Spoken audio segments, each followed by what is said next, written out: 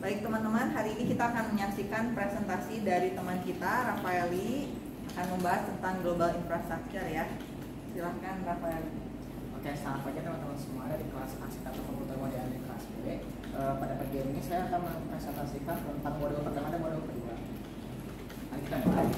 Jadi di sini saya akan membahas 3 soal yang dari edukasi. Yang pertama adalah definisi atau istilah cloud computing. Terus yang nomor 2 adalah manfaat cloud computing, dan ketiga adalah jenis-jenis dari cloud service. Jadi kita masuk yang pertama. Sebelum pada pertemuan sebelumnya kita kan sudah membahas sedikit tentang cloud computing dari video kemarin. Jadi sini saya akan menjabarkan lebih mendetail agar kita semua mengerti. Jadi pertama-tama apa yang terbersih di pikiran Anda ketika mendengar kata cloud? Jadi kita bisa membayangkan itu tuh seperti gumpalan awan. Kebanyakan ilustrasi jaringan komputer ini membuat simbol cloud atau awan yang merupakan perumpamaan dari internet. Namun, mengapa internet disimbolkan dengan awan? Nah, menurut newyorker.com, simbol awan dipakai karena mempresentasikan keberadaan data kita ada di suatu tempat luar sana, mengambang, melayang di dalam jaringan kabel, dan tersedia di mana saja dan kapan saja ketika kita membutuhkannya. Istilah awan juga menarik karena merupakan kebalikan dari dunia material yang real seperti colokan, kabel, ataupun hard disk. Nah, sekarang apa yang dimaksudkan cloud computing? Menurut AWS, komputasi cloud adalah penggunaan sesuai kebutuhan atau on demand sumber daya IT melalui internet dengan harga sesuai. Pemakaian adalah di bahasa Inggris pay as you go. Mari kita uraikan definisi tersebut. Penggunaan sesuai kebutuhan ini menunjukkan bahwa AWS memiliki sumber daya yang ada dan Anda dapat butuhkan kapanpun dan dimanapun. Jadi kita tak harus memberitahu AWS kapan kita membutuhkannya. Jadi ada contoh saat kita membutuhkan 300 server virtual, maka itu dapat dilakukan hanya dapat dilakukan dengan beberapa detik.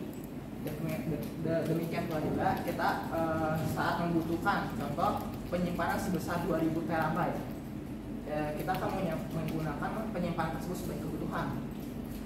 Lalu fleksibilitas semacam itu tidak mungkin Anda dapatkan di data center on-premise atau secara lokal, jadi kita punya data pribadi sendiri. Mungkin seperti itu saja dari pendahuluan cloud computing. Di sini saya akan masuk tentang cloud computing, manfaat cloud computing. Di sini ada banyak poin. Di sini saya baca yang pertama dulu. Pertama itu ada ubah pengeluaran di muka menjadi pengeluaran variable. Maksudnya apa? Jadi pengeluaran di muka atau upfront expense itu mengacu pada data center atau server fisik dan sumber daya lain yang perlu Anda gunakan. Nah, kita tuh dapat menginvestasikan sebelum Anda menggunakan menggunakan variabel atau variable expense.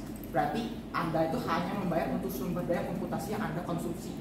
Nah, dengan mengambil pendekatan komputasi cloud menawarkan keuntungan biaya variabel, perusahaan dapat mengimplementasikan solusi inovatif sekaligus menghemat biaya. Poin kedua itu menghentikan biaya pengelolaan dan pemeliharaan data center. Jadi komputasi di data center seringkali mengharuskan Anda untuk mengeluarkan lebih banyak biaya dan waktu untuk mengelola infrastruktur dan server. Nah, dengan komputasi cloud, kita tuh nggak perlu lagi khawatir atau tugas-tugas ini. Dengan begitu, kita dapat lebih fokus dari aplikasi dan pelanggan kita sendiri. Dan yang ketiga adalah berhenti menebak kapasitas. Dengan komputasi cloud, kita itu nggak perlu memprediksikan berapa banyak kapasitas infrastruktur yang kita butuhkan untuk mendeploy sebuah aplikasi. Jadi kita hanya untuk meluncurkan Amazon EC2 instance, nanti akan dibahas di modul ini selanjutnya, dan cukup hanya membayar waktu komputasi yang digunakan. Terus yang keempat ada manfaat skala ekonomi yang masif. Jadi kita kalau menggunakan komputasi cloud, kita dapat mewujudkan biaya variabel tadi saya jelaskan lebih rendah daripada Anda memperoleh dari data center on-premise atau data lokal. Jadi penggunaan dari ratusan ribu pelanggan memungkinkan AWS dapat mencapai skala ekonomi atau economies of scale yang lebih tinggi. Poin kelima, tingkatkan kecepatan dan ketangkasan. Jadi fleksibilitas dari penggunaan komputasi cloud ini dapat memudahkan kita untuk mengembangkan, mendeploy aplikasi. Dengan komputasi cloud, kita jadi lebih banyak waktu untuk bereksperimen dan berinovasi.